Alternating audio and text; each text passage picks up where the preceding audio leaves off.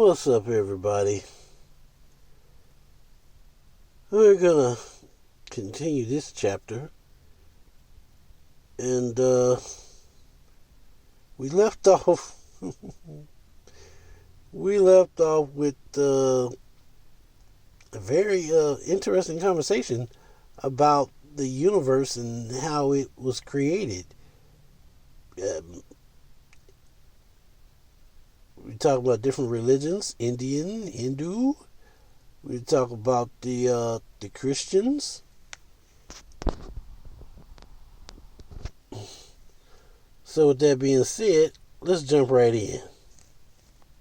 What cements these alternative realities? Faith.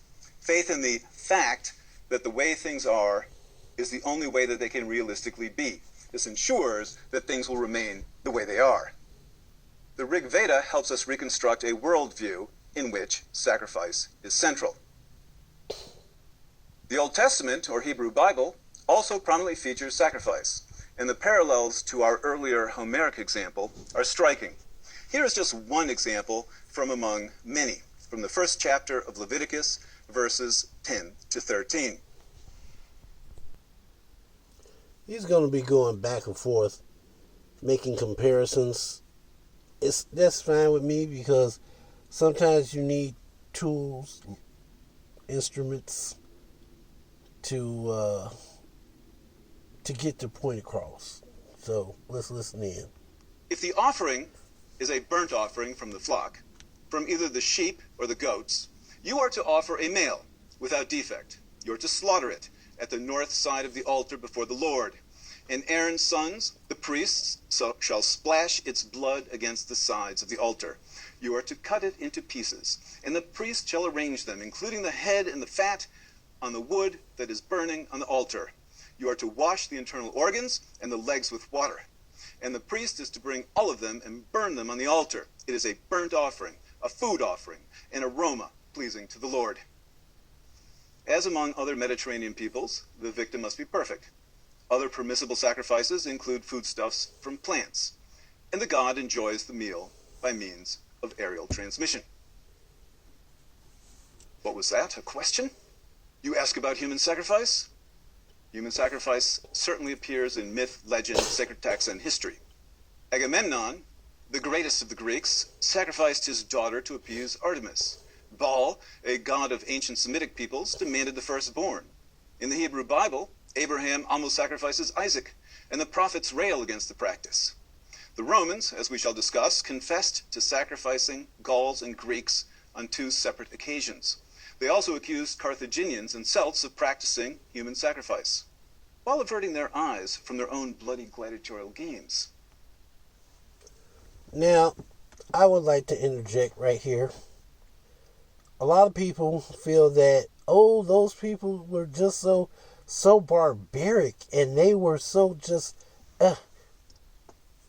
how could they kill their children?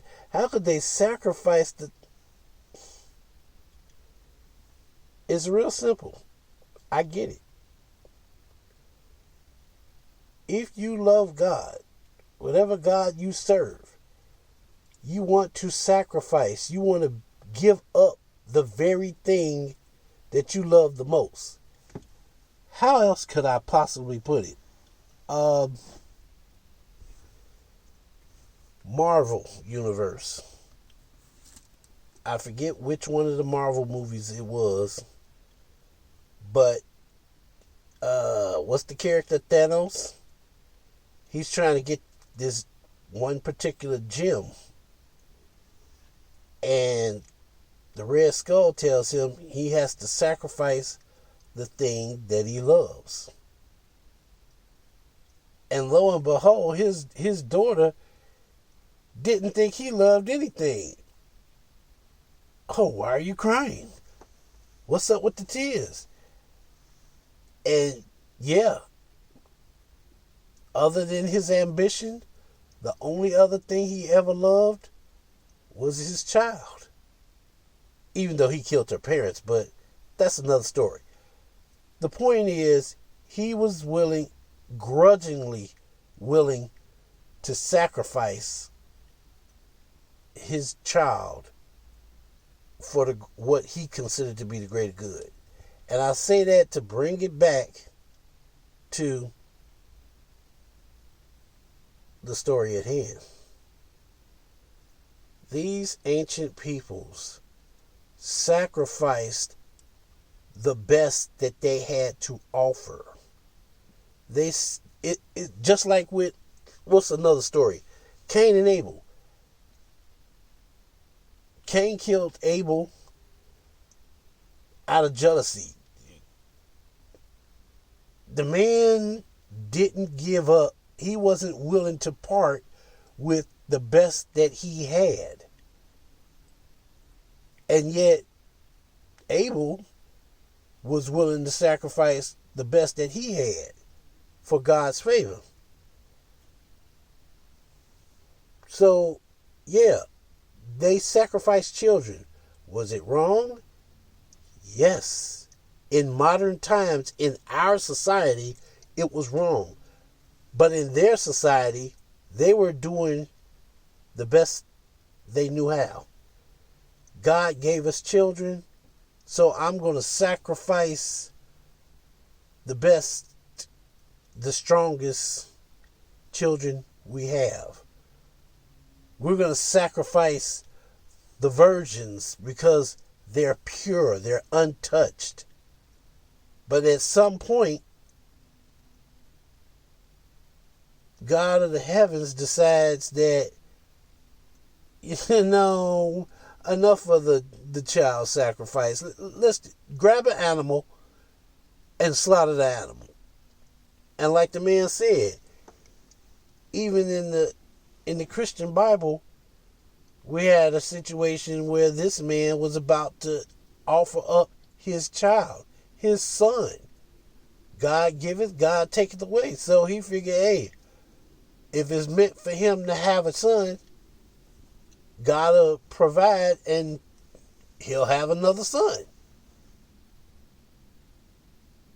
But then this animal, four-legged animal, comes out of nowhere, and he sacrifices the animal, and he was able to keep his son. So yeah, learning is a progression. You start off learning little small stuff, and as you get older, you learn more. You understand more. So yeah, I completely get what he's saying.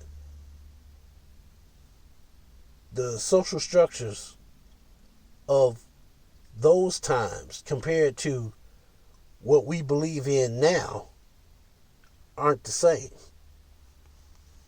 It's all difficult to sort out because it's a charged topic. But since you ask, some of the most spectacular examples come from the Aztecs. Like their European and Near Eastern counterparts, the Aztecs also sacrificed children, and mainly in order to help crops grow. More famous and dramatic were the sacrifices of captured warriors, sometimes in the thousands, atop the great temple in the center of Tenochtitlan, today Mexico City. The victims were painted red with white vertical stripes. Each carried a flag and had a paper ribbon attached to his shoulder, which would flutter playfully in the breeze. The victim was led up the steep pyramid steps, and at the top was flung over the altar, the Aztec word for which signifies dining table. 4 priests each hold one of the victim's limbs. A 5th presses down on his throat. A 6th strikes a powerful blow on the victim's upper chest, breaking the sternum. He then reaches into the chest, rips out the heart, holds it up to the sky, and throws it into a nearby jar. The corpse is then tossed down the steps of the temple, where it will be collected by the warrior who took the victim into captivity. The body is decapitated and delimbed. The torso is disposed of, and the victim's thighs are distributed for a ceremonial meal. In his Florentine Codex, the 16th century Spanish friar, Bernardino de Sahagún, describes one such ceremony. The victim was cut up. One of his thighs was sent for Moctezuma's meal, and the rest was divided between the people of rank or relatives. They normally went to the house of whoever had brought the dead man into captivity. The flesh was cooked with maize. The head would eventually be placed on a skull rack. Skulls were also decorated with knives emerging from the mouth and nose. We have, in short, human sacrifice and cannibalism. Aztec sacrifice definitely shares many elements with both Greco-Roman and ancient Indian sacrifice. The gods receive a portion of the sacrificial gift victim, the heart, while humans gather to share fellowship in a meal. Sacrifice is a process that binds humans to gods, gods to humans, and humans to one another. Sacrifice unites, organizes into hierarchies, and creates the universe and all that is in it. Sacrifice bestows wealth and all good things. Only expert men know the secrets. Nancy Jay's critique of such a sacrificial system has in this context a powerful argument. Men use religion to help ensure their superior place. What compels human beings to feed or give anything at all to the gods? What benefit could gods possibly derive from us? According to Homer and the Hebrew Bible, the gods enjoy a good meal. According to the Enuma Elish, men were created specifically to serve the gods.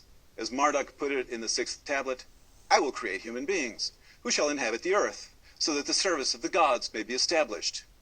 And in the Rig Veda, human beings are essential to maintaining the system that the gods established. That would make us fairly important. One might even call us the center of creation. This is an attitude that will outrage Plato. The book of Job contradicts it, too, in the Hebrew Bible. But we will turn to such objections later in the course. And with that, my friends, the close of another episode. So what have we learned today? The barbaric means of worshiping one's God. Children, warriors, and then animals, lesser animals, lambs. And we keep these traditions. Some may question, well, how the heck do we keep these traditions? That was so long ago. Remember he said that there were special priests that would cut up the torsos, dismember the body, and burn the flesh, the burnt offering.